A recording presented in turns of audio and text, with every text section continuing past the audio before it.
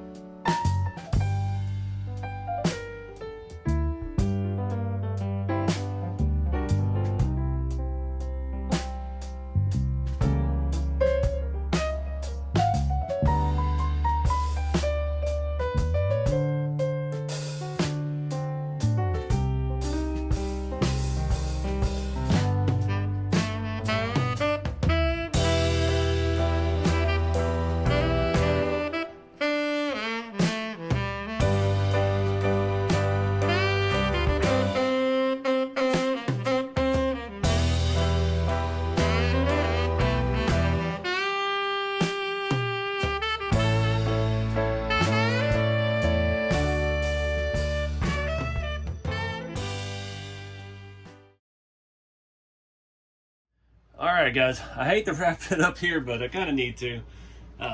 That red paint's taking forever to dry on the flag portion, and I can't move forward until I can put the top together.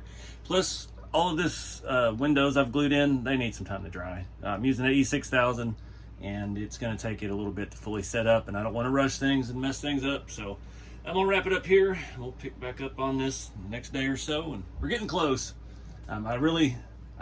The way I painted the flag, I have to mask across the red along the edge now, and it will not dry. It's been a couple hours and it's still tacky, so we're gonna give it proper time and see where this thing goes. But Willie's ready to drive it. I did pick up another figure. It was where'd it go? Went to a different Walmart, found a April O'Neil from Ninja Turtles, so Willie could have him a girlfriend. She's got a couple different hands and a few little scale things. It's always cool that these things that they come with look so realistic. Not sure what that is, but yeah, just another little. These are made by NECA.